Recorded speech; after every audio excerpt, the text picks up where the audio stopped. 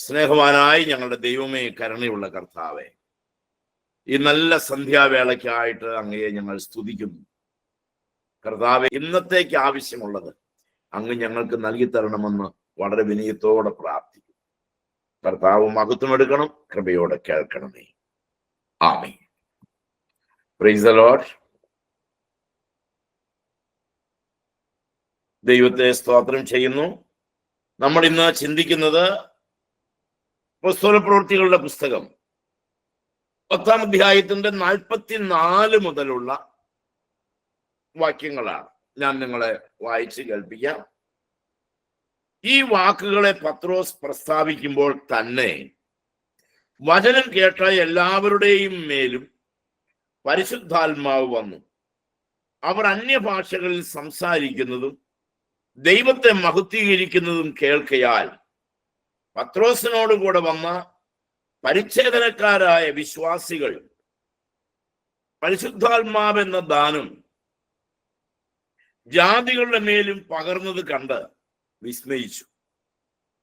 നമ്മെ പോലെ പരിശുദ്ധാത്മാവ് ലഭിച്ച ഇവരെ സ്നാനം കഴിപ്പിച്ചു കൂടാതെ വണ്ണം വെള്ളം വിലക്കുവാൻ ആർക്ക് കഴിയും എന്ന് പറഞ്ഞു.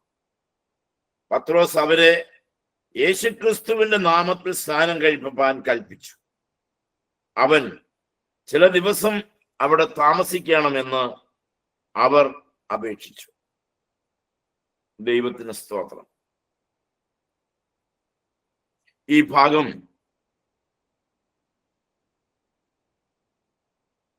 നമ്മളെല്ലാവരും പലവട്ടം ചിന്തിച്ചിട്ടുള്ളതും പലപ്പോഴും നമ്മൾ വായിച്ചിട്ടുള്ളതുമായ ഒരു വേദഭാഗമാണ്. പ്രത്യേകിച്ച് അതിൻ്റെ ഒരു വിശദീകരണത്തിന്റെ ആവശ്യമില്ലെങ്കിൽ പോലും നമ്മൾ പഠന വിധേയമാക്കുന്ന ഒരു ഭാഗമാകയാൽ നമുക്കതിൻ്റെ ചിന്തകളിലേക്ക് കടന്നു വരാം. അപ്പോസ്തലപ്രവൃത്തികളുടെ പുസ്തകം 10-ാം അധ്യായം മറ്റ് പുസ്തകങ്ങളിൽ നിന്ന്, മറ്റ് അധ്യായങ്ങളിൽ നിന്നെല്ലാം വേറിട്ട് നിൽക്കുന്ന ഒരധ്യായമാണ്. എന്തായിരിക്കാം അതിൻ്റെ കാരണം? വേദപുസ്തകത്തിൽ ആദ്യമായി ജാതികളുടെ മുൻപിൽ രക്ഷയുടെ വാതിൽ തുറക്കപ്പെട്ട സംഭവങ്ങൾ വിശദീകരിച്ചിരിക്കുന്ന അധ്യായമാണ് അപ്പോസ്തലപ്രവൃത്തികളുടെ പുസ്തകം 10-ാം അധ്യായം. ഇതാണ് ആദ്യമായി ജാതികൾക്കും കാൽവറിയിൽ ഒരുക്കിയ രക്ഷയ്ക്ക് ജാതികളും അംശികളാണ് എന്ന ആ സന്ദേശം ലോകത്തിന് കൈമാറിയത് ഈ 10-ാം അധ്യായത്തിലൂടെയാണ്. അതിൽ കൊർന്നല്യോസിനെ കുറിച്ചും കൊർന്നല്യോസിന്റെ ഭവനത്തെ കുറിച്ചെല്ലാം നമ്മൾ ഘട്ടം ഘട്ടമായിട്ട് ചിന്തിച്ചു വന്നു. പത്രോസിന്റെ 3-ാമത്തെ പ്രസംഗത്തെ കുറിച്ച് നമ്മൾ കഴിഞ്ഞ ചില ദിവസങ്ങളിൽ പറഞ്ഞു. 34-ാമത്തെ വാക്യം മുതൽ പത്രോസ് വായി തുറന്ന് പറഞ്ഞു തുടങ്ങിയത് എന്ന് പറഞ്ഞ് പത്രോസിന്റെ 3-ാം പ്രസംഗത്തെ കുറിച്ച് നമ്മൾ പറയുകയുണ്ടായി. പത്രോസ് കൊർന്നല്യോസിന്റെ ഭവനത്തിൽ പത്രോസിന്റെ പ്രസംഗം ദൈവത്തിന്റെ പരിശുദ്ധാത്മാവിനാൽ ചിട്ടപ്പെടുത്തപ്പെട്ടത് അവർക്ക് ലഭിച്ചു. അവിടെ പറയുമ്പോൾ ധാരാളം യഹൂദന്മാരും ജാതികളും ഒക്കെ അവിടെ കൂടിയിട്ടുണ്ട്. കൊർന്നല്യോസിന്റെ ഭവനത്തിലും ഭവനാങ്കണത്തിലും പരിസരങ്ങളിലുമായി കൂടി വന്നവരോട് വളരെ വ്യക്തമായും കൃത്യമായും കർത്താവിന്റെ കാൽവറിയിലെ രക്ഷയെക്കുറിച്ച് മറപൊരുളില്ലാതെ സംസാരിച്ചു, വ്യക്തതയോടെ സംസാരിച്ചു.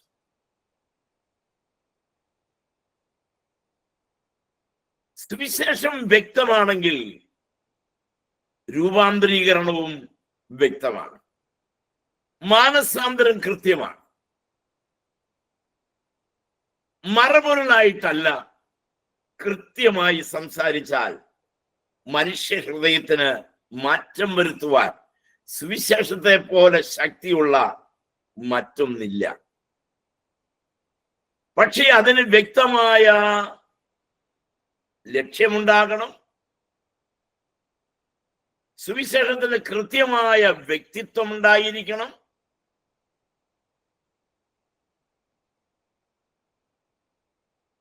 സുവിശേഷത്തിന് അതിൻ്റെതായ യഥാർത്ഥ വഴി അതിന് സഞ്ചരിക്കാനുണ്ടായിരിക്കണം, കൃത്യമായ ലക്ഷ്യവും അതിനുണ്ടായിരിക്കണം.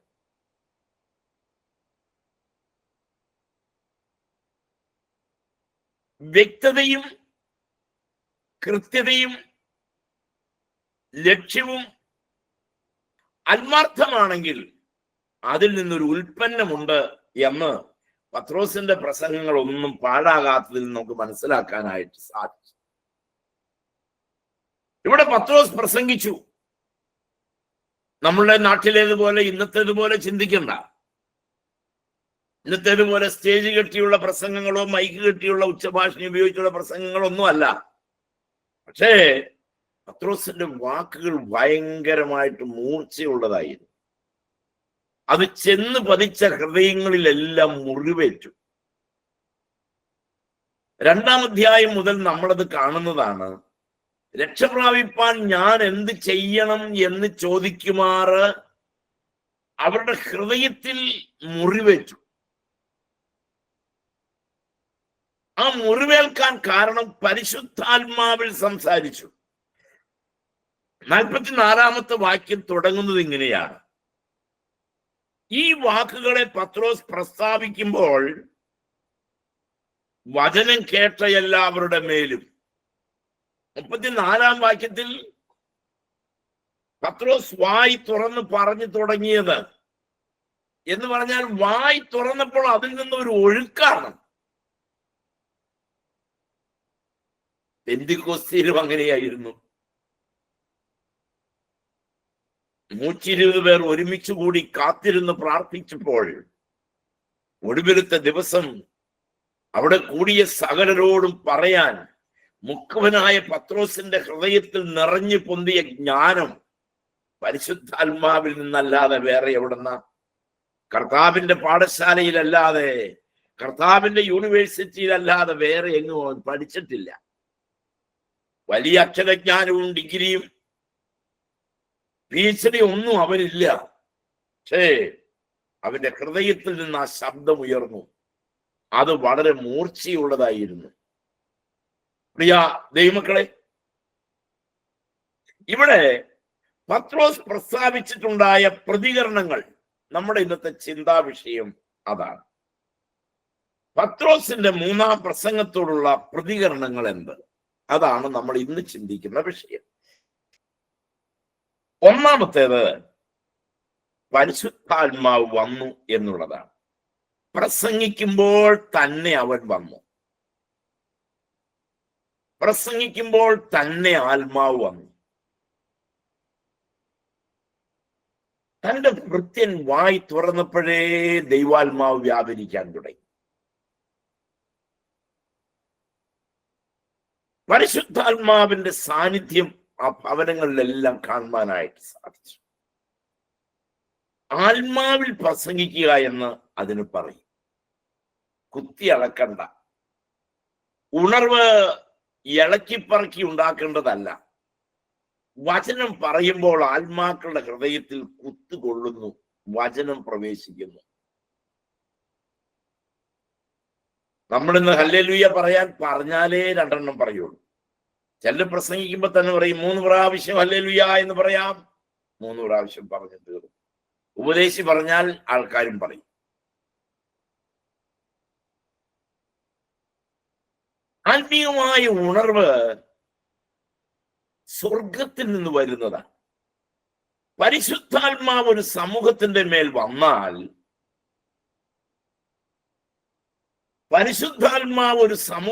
മേൽ വന്നാൽ, പ്രത്യക്ഷമായ ചില അടയാളങ്ങളുണ്ട്. നമ്മൾ അതാണ് പഠിക്കാൻ പോകുന്നത്. പ്രത്യേകിച്ചും ആ കാലഘട്ടത്തിൽ യഹൂദന്മാർ എല്ലാറ്റിനും എന്തിനും ഏതിനും അടയാളം അന്വേഷിക്കുന്ന കാലഘട്ടമാണ്. അവർക്ക് എല്ലാറ്റിനും അടയാളം അന്വേഷിച്ചറിയണം. എന്താണ് അതിന്റെ അടയാളം?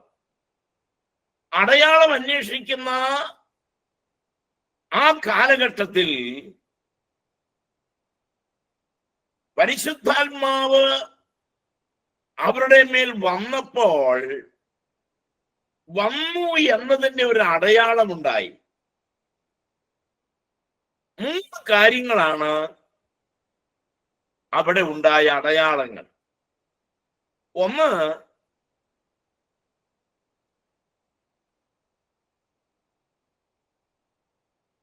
അവരെ കുറിച്ചുള്ള ബോധ്യം പരിശുദ്ധാത്മാവ് അവർക്ക് കൊടുത്തു, അഥവാ പാപബോധം അവർക്ക് കൊടുത്തു.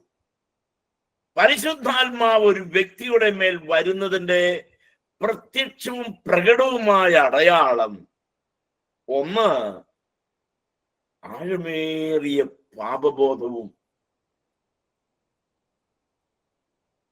ആത്മനിറവിന് വേണ്ടിയിട്ടുള്ള ദാഹവും ഒരു വ്യക്തിയിൽ രൂപമെടുക്കും. വചനത്തിന്റെ മുൻപിൽ നിന്ന് കരയും. ഞാൻ ചോദിച്ചോട്ടെ, നിങ്ങൾക്ക് അങ്ങനെയുള്ള എക്സ്പീരിയൻസ് ഉണ്ടോ? അങ്ങനെ ഒരു അനുഭവം നമുക്കുണ്ടായിട്ടുണ്ടോ? വചനത്തിന്റെ മുൻപിൽ നിന്ന് കരഞ്ഞിട്ടുണ്ടോ? ദൈവവചനം കേൾക്കുമ്പോൾ ഹൃദയത്തിൽ മുറിവേൽക്കാറുണ്ടോ?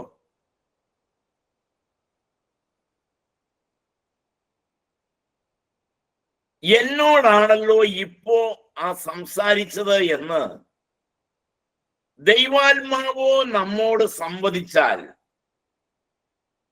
പലരും അതിനോട് മറുതലിക്കുകയാണ്. അറിഞ്ഞു വെച്ച് പ്രസംഗിക്കുന്നു എന്നോ, അതല്ലെങ്കിൽ എന്നെ കുത്തി പ്രസംഗിക്കുകയാണെന്നോ, എനിക്കെതിരെയാണ് പ്രസംഗിക്കുന്നതെന്നൊക്കെ പറഞ്ഞ് നമ്മൾ അതിൽ നിന്ന് അങ്ങോട്ട് സ്കിപ്പ് ചെയ്തങ്ങ് മാറും. അതൊരു വലിയ പൈശാചിക തന്ത്രമാണ്. ദൈവവചനം കേൾക്കുമ്പോൾ ദൈവാത്മാവ് നമ്മുടെ നേരെ വിരൽ ചൂണ്ടുന്നുവെങ്കിൽ നമ്മൾ കീഴടങ്ങി കൊടുക്കണം.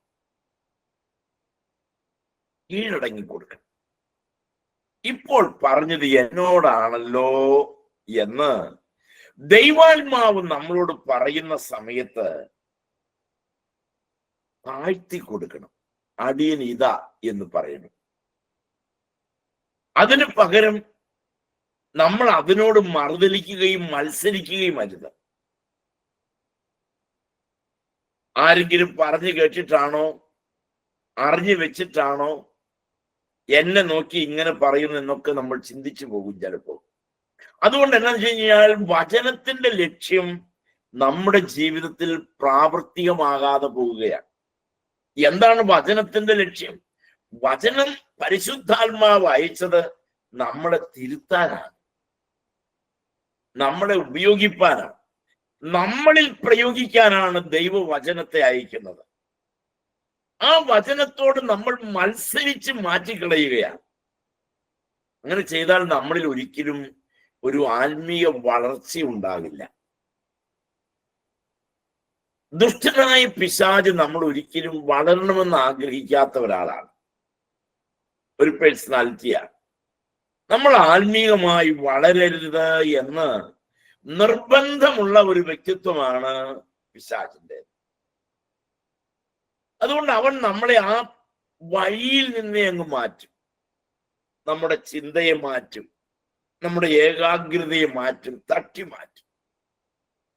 അപ്പൊ പരിശുദ്ധാത്മാവ് വന്നാൽ അതിന്റെ ലക്ഷണം കൂടി വന്നിരിക്കുന്നവരുടെ മേൽ ആഴമേറിയ പാപബോധവും പശ്ചാത്താപവും അനുതാപവും സംഭവിക്കുമെന്നതാണ്. അനുതാപവും സംഭവിക്കും എന്നതാണ്. അത് നമ്മൾ കൃത്യമായി നമുക്ക് മനസ്സിലാക്കണമെങ്കിൽ അപ്പോസ്തലരുടെ പ്രവൃത്തികളുടെ പുസ്തകം 2:37-38 വാക്യങ്ങൾ വായിക്കും. അത് വായിക്കുമ്പോൾ കാണാം, അവരുടെ ഹൃദയത്തിൽ കുത്തുകൊണ്ടു. വചനം കേട്ടപ്പോഴേ അവരുടെ ഹൃദയത്തിൽ കുത്തുകൊണ്ടു. കുത്തി പ്രസംഗിച്ചിട്ടല്ല കുത്തുകൊള്ളുന്നത്, ദൈവാത്മാവ് നമ്മളെ പോയിന്റ് ഔട്ട് ചെയ്യുന്നത് കൊണ്ടാണ്. നമുക്കത് അങ്ങനെയല്ല മനസ്സിലാകുന്നത്. അപ്പൊ അവിടെ ദുഷ്ടാത്മാവ് എന്ത് ചെയ്യുന്നു? നമ്മളെ മിസ്ഗൈഡ് ചെയ്യാണ്.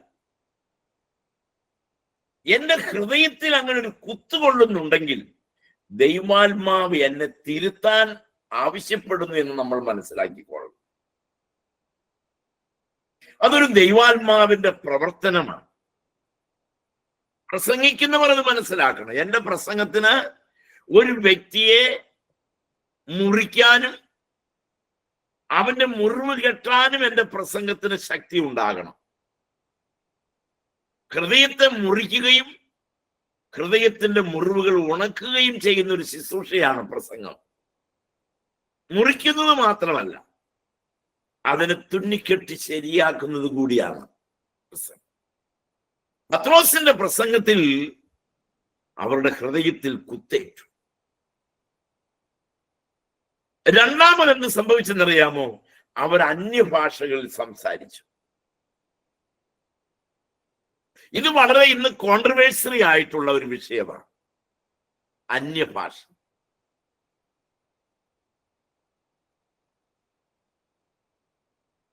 പലർക്കും അതിനെക്കുറിച്ച് ഒത്തിരി സംശയങ്ങളുണ്ട്. നമ്മൾ കൊരിന്ത്യർക്ക് എഴുതിയ 1-ാം ലേഖനം 12-ഉം 14-ഉം അധ്യായം പഠിക്കുമ്പോൾ നിങ്ങൾ അന്യഭാഷ എന്ന് ഹെഡിങ് ഇട്ടിട്ട് നിങ്ങൾ സ്വയം ആ വിഷയം ഒന്ന് പഠിക്കാനായിട്ട് നോക്കൂ. നമുക്ക് അതിൽ നിന്നൊരു പൂർണ്ണമായ ജ്ഞാനം കിട്ടാൻ ബുദ്ധിമുട്ടാണ്. പഠനത്തിൽ പൂർണ്ണത കിട്ടാൻ ബുദ്ധിമുട്ടാണ്. നിങ്ങൾ വായിച്ചും പഠിച്ചും നോക്കുമ്പോൾ കാണാം.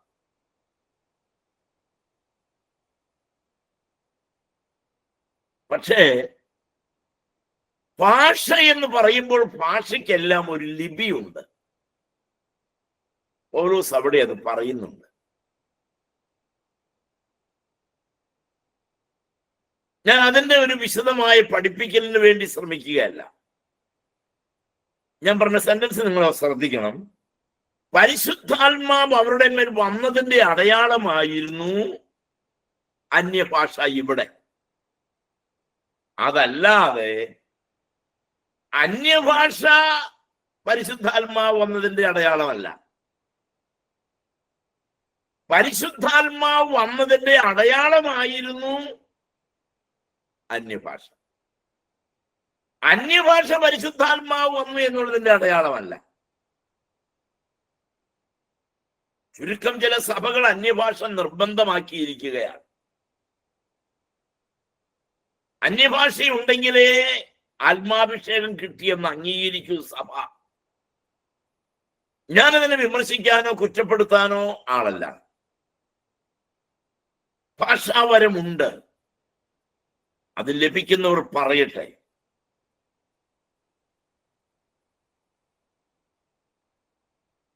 കൃത്യമായി അതിനെക്കുറിച്ച് പറഞ്ഞാൽ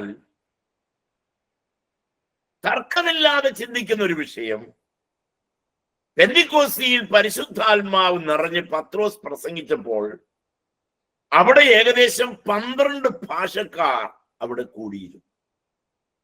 പക്ഷെ പത്രോസ് പ്രസംഗിച്ചത് ഗലീല ഭാഷയിലാണ്.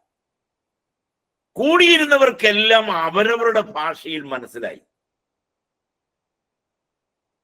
യഥാർത്ഥത്തിൽ ഭാഷാവരം എന്ന് പറയുന്നതാണ്. ഭാഷാവരമുള്ളവർ സംസാരിക്കുമ്പോൾ അവർ അവരുടെ ഭാഷയിൽ സംസാരിക്കുമ്പോൾ നമ്മുടെ ചെവിയിൽ നമ്മുടെ ഭാഷയിൽ കേൾക്കാം. ഇതാണ് ആ ഭാഷാവരത്തിന്റെ മഹത്വം.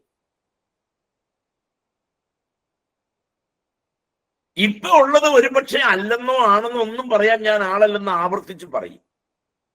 പക്ഷെ ഇന്ന് അതിനു വേണ്ടിയുള്ള ധാരാളം ട്രെയിനിങ് സെന്റർ ഉണ്ട് എന്നുള്ളത് കൃത്യമായി നമുക്കറിയാം. പരിശീലനം കൊടുത്ത് പറയിപ്പിക്കുകയാണ്. ഞാൻ വിമർശിക്കുന്നില്ല. പക്ഷെ പരിശുദ്ധാത്മാവ് വന്നാൽ അതിന്റെ പ്രത്യക്ഷമായ ഒരു അടയാളമായി അന്യഭാഷയെ ആ കാലത്ത് കണ്ടിരുന്നു. ഇന്ന് അതിനു വേണ്ടി നിർബന്ധം പിടിക്കരുത്. അന്യഭാഷ ഉണ്ടാകണം എന്ന നിർബന്ധം പിടിക്കരുത്. സകല വരങ്ങളിലും ശ്രേഷ്ഠമായ വരം സ്നേഹം എന്ന വരമാണ്. സ്നേഹിക്കാൻ സാധിക്കുന്നതാണ് ഏറ്റവും വലിയ വരം. രണ്ടാമത്തെ ഏറ്റവും പ്രധാനപ്പെട്ട വരം എന്താണെന്നറിയാമോ? കഷ്ടം സഹിക്കാനുള്ള വരമാണ്. സ്നേഹിക്കാനും സഹിക്കാനും വരം ലഭിച്ചാൽ അതൊരു വലിയ അസറ്റാണ്.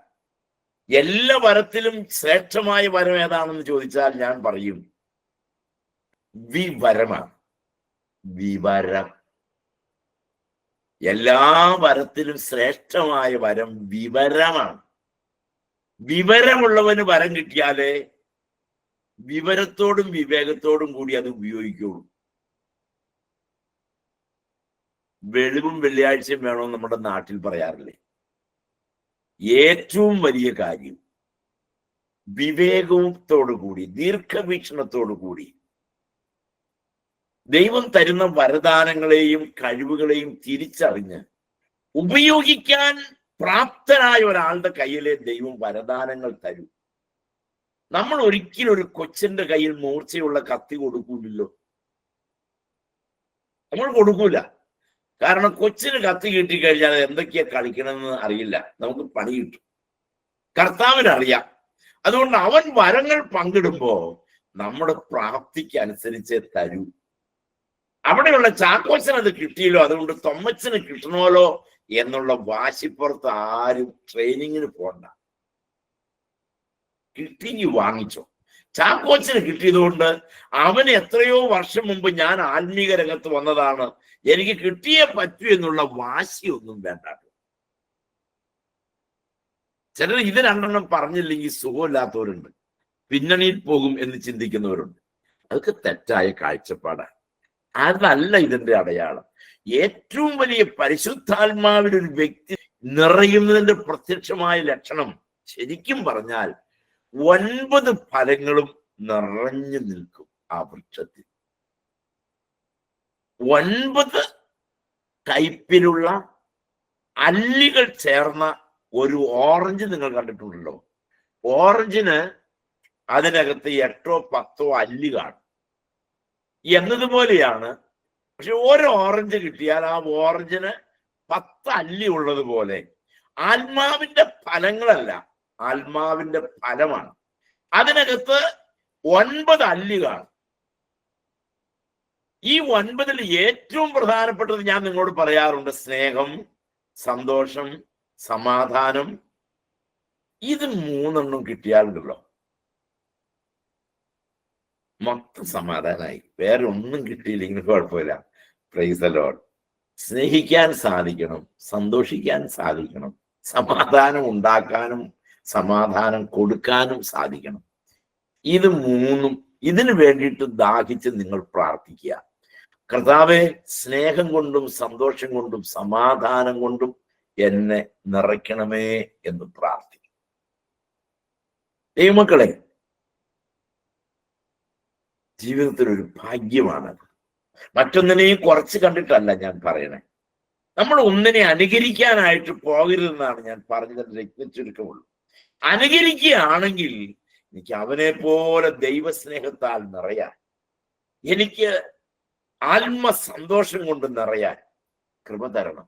അപ്പോ പ്രധാനമായും ആ കാലയളവിൽ അടയാളം അന്വേഷിക്കുന്ന ജനത്തിന്റെ നടുവിൽ പരിശുദ്ധാത്മ അഭിഷേകത്തിന്റെ അടയാളമായി അവർ കണ്ടത് അവർ അന്യഭാഷയിൽ സംസാരിച്ചു എന്നുള്ളതാണ്. കൊർന്നല്യോസിന്റെ ഭവനത്തിൽ പരിശുദ്ധാത്മാവിനെ പ്രാപിച്ചതിന്റെ അടയാളമായിരുന്നു അന്യഭാഷ. അന്യഭാഷ പറയുന്നവരിൽ എല്ലാം അത് ഉണ്ട് എന്ന് പറയാവുന്ന കാലഘട്ടമല്ല ഇപ്പോ. കാരണം ഇന്ന് അതിന്റെ എല്ലാം പ്രവചനങ്ങളുടെയും അന്യഭാഷയുടെയും ട്രെയിനിങ് സെന്റർ ഉണ്ട്. ഞാൻ പറഞ്ഞാൽ നിങ്ങളത് വിശ്വസിക്കുമെന്ന് ചോദിച്ചാൽ എനിക്കറിയില്ല. ഇത്രയും നല്ല ബിസിനസ് ആത്മീയ ഗോളത്തെ പോലെ വേറെ എങ്ങും കിട്ടാനില്ല. ആത്മീയ ഗോളം ബിസിനസ് വൽക്കരിക്കപ്പെട്ടു. സുവിശേഷ വേല പണമുണ്ടാക്കാൻ പറ്റിയ വ്യക്തമായ ഒരു റൂട്ടായി അധപ്പതിച്ചു പോയി. അതുകൊണ്ട് തന്നെ അതിന് കുറെ ഒരു മാസത്തെയോ മറ്റോ ഉപവാസ പ്രാർത്ഥനയായിട്ട്, ഞാൻ ഇപ്പൊ സെന്റർ ഒന്നും പറയാൻ നിൽക്കാനുള്ള, അവിടെ ചെന്ന് കഴിഞ്ഞാൽ പ്രവചിക്കാൻ പഠിപ്പിക്കും, അന്യഭാഷയും പഠിപ്പിച്ചു വിടും. നമ്മുടെ സഹോദരിമാർക്ക് ഒരു പ്രവചനം കേട്ടാൽ പിന്നെ ആ അച്ചായന്റെ പുറകെ നിന്ന് മാറുകയല്ല. പറഞ്ഞത് ഒത്തില്ലേ, അതുകൊണ്ട് ഇനി എല്ലാം പറയും, എല്ലാം പ്രവചനമാണ്. അതുകൊണ്ട് ഇതിന്റെ ഒന്നും പുറകെ നടന്ന് ജീവിതം കോഞ്ഞാട്ടയാക്കി കളയാതെ, യാ കർത്താവ് എനിക്ക് സമീപസ്ഥനാണെന്ന് ഓർത്ത് പരിശുദ്ധാത്മാവിന്റെ സന്നിധിയിൽ ദാഹിച്ച് പരിശുദ്ധാത്മാവിനോട് പ്രാർത്ഥിച്ചാൽ ഏത് വരവും നമുക്കും അവൻ തരും. കീഴടങ്ങിയാൽ മതി, വിധേയപ്പെട്ടാൽ മതി. അവൻ ആ വരദാനങ്ങൾ നമുക്ക് തരും എന്ന കാര്യത്തിന് യാതൊരു തർക്കവുമില്ല. പക്ഷേ ശ്രേഷ്ഠവരങ്ങളെ വാഞ്ചിപ്പീൻ എന്നാണ് വിശുദ്ധ പൗലോസ് ഓർമ്മപ്പെടുത്തുന്നത്. ഏതാണ് ഈ ശ്രേഷ്ഠവരം എന്ന് ചോദിച്ചാൽ അതിന് ഞാൻ പറഞ്ഞ കാര്യമാണ് ഏറ്റവും ശ്രേഷ്ഠമായ വരം, സ്നേഹിക്കാനുള്ള വരം. അതിനെക്കുറിച്ച് തന്നെ പറയാൻ ഒരു അധ്യായം മുഴുവൻ പൗലോസ് മാറ്റിവെച്ചു.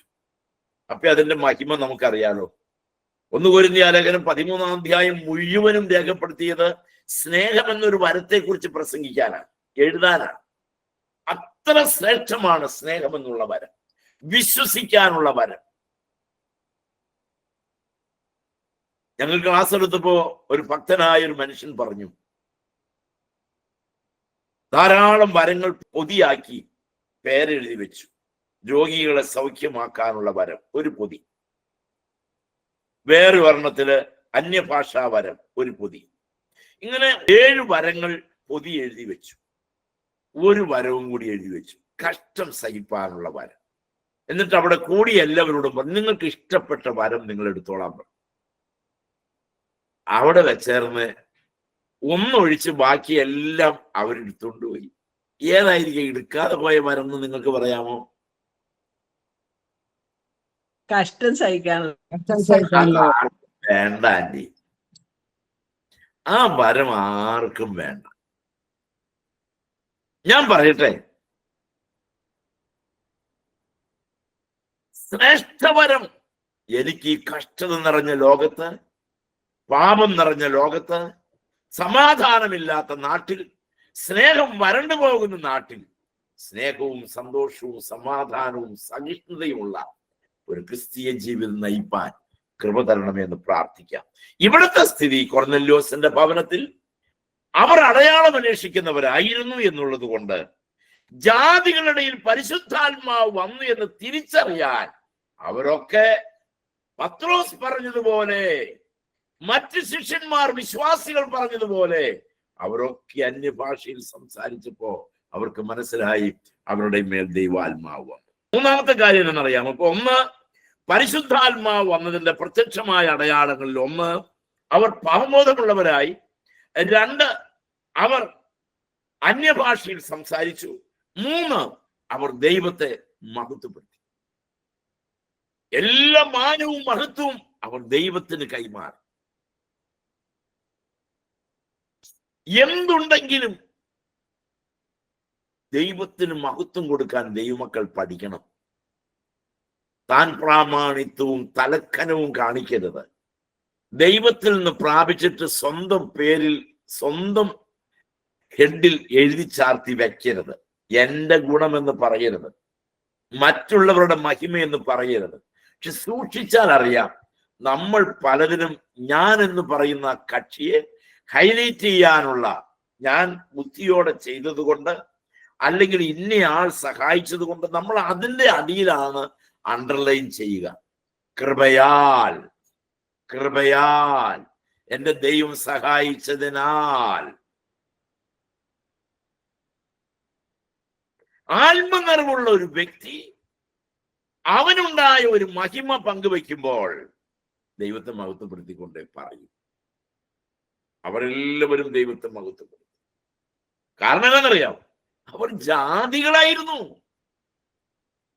അവർ ഇസ്രായേൽ പൗരതയോട് സംബന്ധമുള്ളവരായിരുന്നില്ല. 2-ാം അധ്യായത്തിന്റെ 12-ാമത്തെ വാക്യം വായിക്കുമ്പോൾ കാണാം, ഇസ്രായേൽ പൗരതയോട് സംബന്ധമില്ലാത്തവരും ഇസ്രായേലിന്റെ വാഗ്ദത്തങ്ങൾക്ക് അന്യരും പരദേശികളുമായിരുന്നവരിലേക്ക് ദൈവകൃപയുടെ കുത്തൊഴുക്കുണ്ടായി. പരിശുദ്ധാത്മാവ് അവരുടെ മേൽ പകരപ്പെട്ടു. ആ ആത്മസന്തോഷം ഉള്ളിൽ നിറഞ്ഞപ്പോൾ അവരെല്ലാവരും ദൈവത്തെ മഹത്വപ്പെടുത്തി. ദൈവത്തെ മഹത്വപ്പെടുത്തുന്നത് ആത്മനിറവിന്റെ മറ്റൊരു അടയാളമാണ്. കുലുക്കി പറയിപ്പിക്കുന്നതല്ല, ഹൃദയം കൊണ്ട് സ്തോത്രം ചെയ്യാൻ. കർത്താവേ, നീ പരിശുദ്ധൻ, പരിശുദ്ധൻ. കർത്താവേ, നീ സൗഖ്യദായകൻ, നീ എനിക്ക് മതിയായവൻ. നീ സർവശക്തൻ. അവനെ ഉയർത്തുന്നത്, അവനെ ഹൈലൈറ്റ് ചെയ്യുന്നത്. കഴിഞ്ഞ ദിവസം ക്രിക്കറ്റ് ചരിത്രത്തിൽ കേട്ടുകേൾവിയില്ലാത്തൊരു സംഭവം, ഞാൻ വരുന്ന എന്റെ യാത്രയിൽ ഞാൻ യൂട്യൂബിൽ ആ കൊച്ചെന്നാ പറഞ്ഞെന്ന് ഇങ്ങനെ സെർച്ച് ചെയ്തുകൊണ്ടിരിക്കുകയായിരുന്നു. അവളുടെ പേര് ഞാൻ പേരെന്നറിഞ്ഞു, ആ മോള് അവളങ്ങ് പൊട്ടിക്കരഞ്ഞുകൊണ്ട് ദൈവത്തെ മഹത്വപ്പെടുത്തി.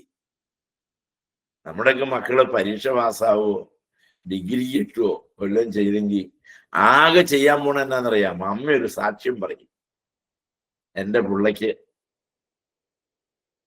അതാണ് ആകെ ഒരു സാക്ഷ്യം. ദൈവത്താൽ ഞാൻ ആ വൻമതിൽ ചാടിക്കടന്നു. ശരിക്കും ആത്മനിർവുള്ള ഒരാൾക്ക് അങ്ങനെ മഹത്വപ്പെടുത്താനായിട്ട് പരിസരം നോക്കാതെ, എതിരാളികൾ നോക്കാതെ, ഭാവി നോക്കാതെ, ഒരുപക്ഷെ ഇതിന്റെ പേരിൽ തന്നെ അടുത്ത ഇതിന് അവളെ ആക്കുമോ എന്ന് സംശയമാണ്. പക്ഷെ അവളതൊന്നും നോക്കിയില്ല. എന്റെ ദൈവത്താൽ, ദൈവത്തെ മഹത്വപ്പെടുത്തണം ദൈവമക്കളെ. ലഭിക്കുന്ന സകല നന്മകൾക്കും, കിട്ടുന്ന സകല ആനന്ദത്തിനും ദൈവത്തെ മഹത്വപ്പെടുത്തും. ഞങ്ങൾ ഇന്നലെ രാവിലെ 3 മണിക്ക് ഞങ്ങൾ അവിടെ നിന്ന് ഇറങ്ങിയതാണ്. ഞങ്ങൾ യാത്ര ചെയ്ത് തമിഴ്നാട്ടിൽ വരുമ്പോൾ കണ്ണിന്റെ മുമ്പിൽ ഒരു സംഭവം ഉണ്ടായി. അരയ്ക്ക് കീഴോട്ട് മുട്ടിന് മുകളിലായിട്ട് താഴെ ഭാഗം മുഴുവൻ ഒരു വണ്ടി കയറി അരഞ്ഞു പോയി ഒരു മനുഷ്യന്റെ ഞങ്ങൾ കണ്ടു.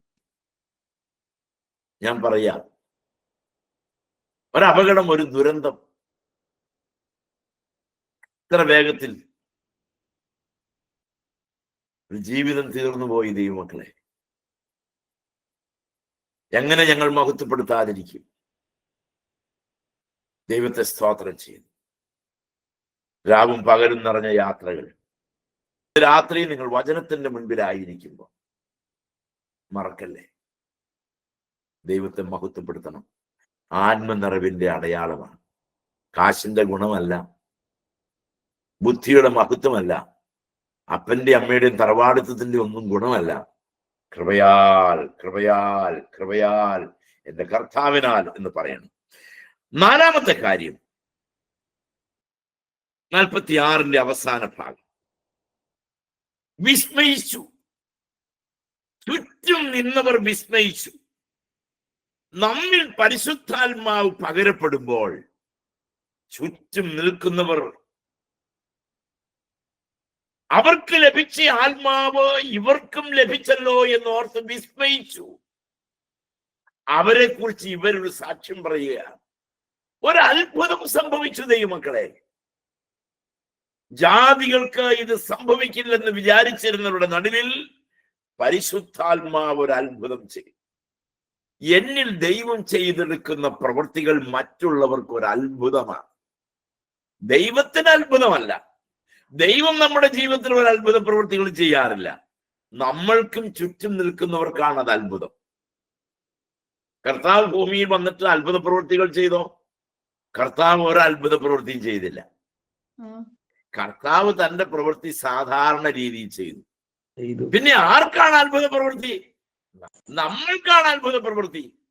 കർത്താവ് തന്റെ പ്രവൃത്തി സാധാരണ രീതിയിൽ ചെയ്തു. അവൻ മാജിക് ഷോയിൽ കാണിക്കുന്ന പോലെ അവൻ അത്ഭുതങ്ങൾ കാണിച്ചല്ല ചെയ്തേ. കർത്താവ് ആരാണെന്ന് അവൻ വെളിപ്പെടുത്തിയേ ഉള്ളൂ. അവൻ ആർക്കും ഒരു അത്ഭുത പ്രവൃത്തിയും ചെയ്തില്ല. എന്നാൽ സൗഖ്യം കിട്ടിയവർക്ക്, ചുറ്റും നിന്നവർക്ക് അത് വിസ്മയ കാരണമായി.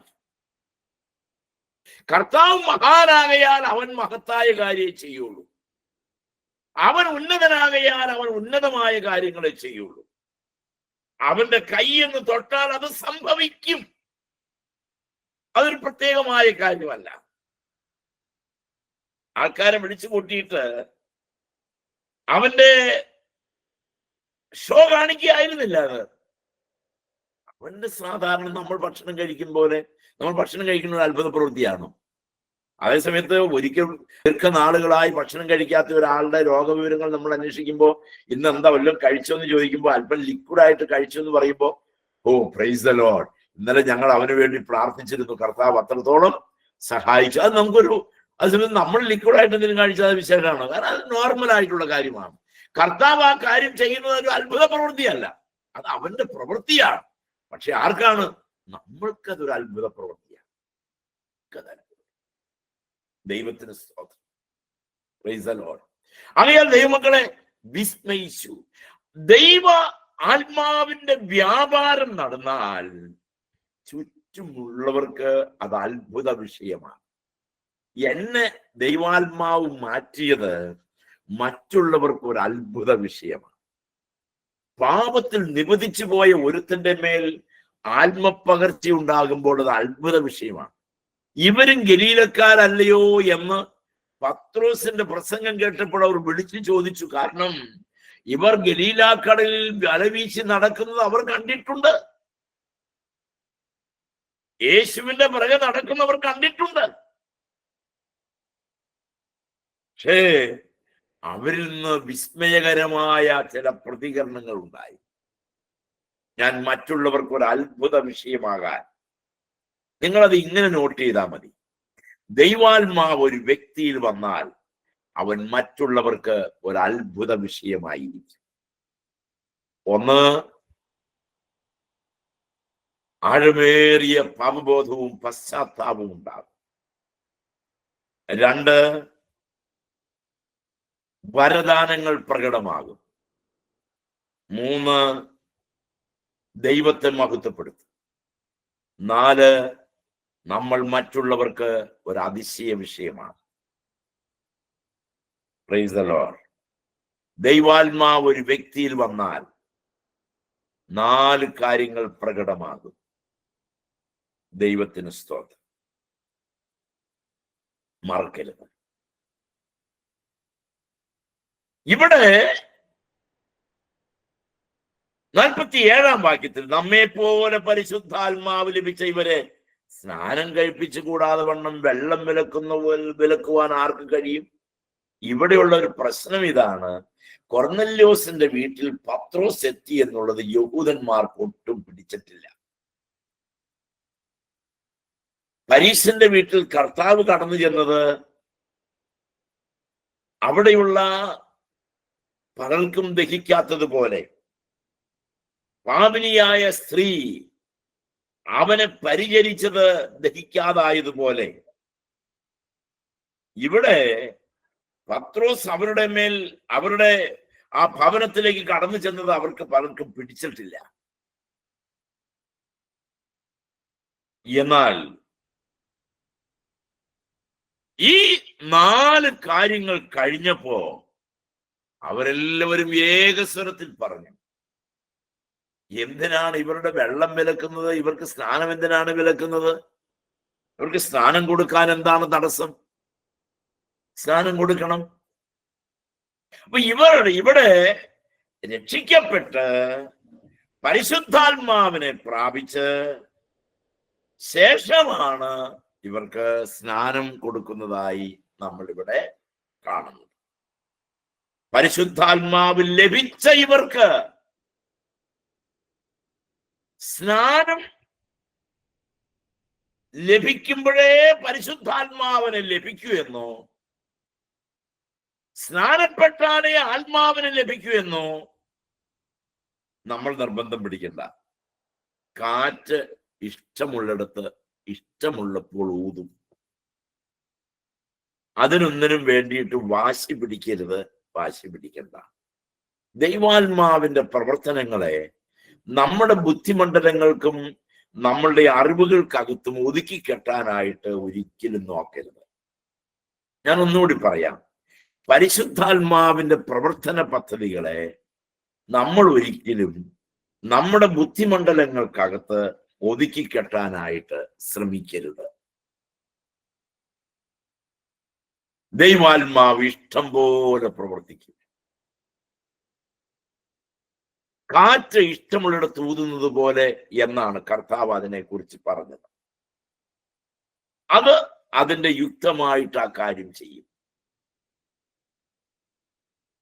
ആയതുകൊണ്ട് ദൈവമക്കളെ, നമ്മൾ വളരെ കൃത്യതയോടെ ദൈവാത്മാവിന്റെ പദ്ധതികളെയും പ്രവർത്തനങ്ങളെയും മനസ്സിലാകുന്നില്ലെങ്കിൽ മനസ്സിലായില്ല എന്ന് ചിന്തിച്ചോ.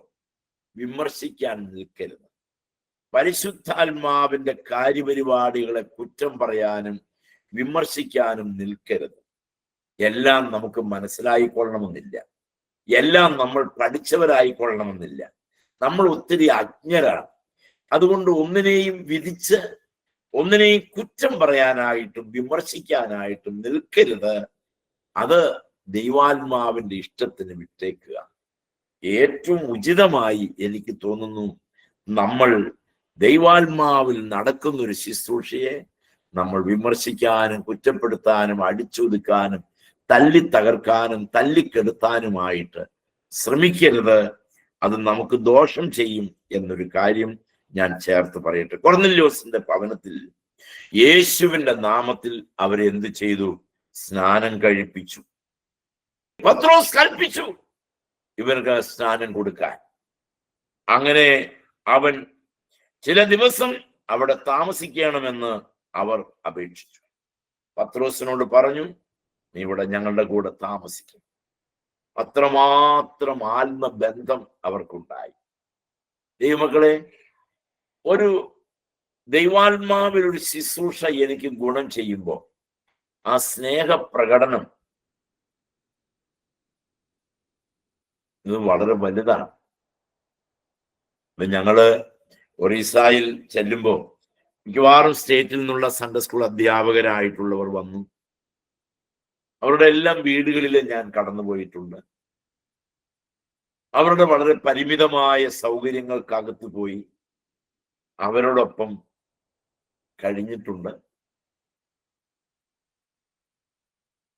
നമ്മൾ ചെല്ലുമ്പോൾ നമ്മൾ അവരുടെ വീട്ടിലെ സാഹചര്യങ്ങളോട് ഇണങ്ങിപ്പോകുന്നതിന് അവർക്ക് ഭയങ്കര സന്തോഷമാണ്. അവരെ സ്നേഹിക്കുന്നോ എന്ന് മനസ്സിലാകുമ്പോൾ നമ്മൾ വേർപിരിയുന്നത് അവർക്ക് ദുഃഖമാണ്. പത്രോസ് അവരിൽ വലിയ കാര്യങ്ങൾ കർത്താവിനാൽ നിർവഹിച്ചത് അവർക്കൊരിക്കലും മറക്കാൻ കഴിയില്ല. ക്രിസ്തീയ സഭയുടെ ചരിത്രത്തിൽ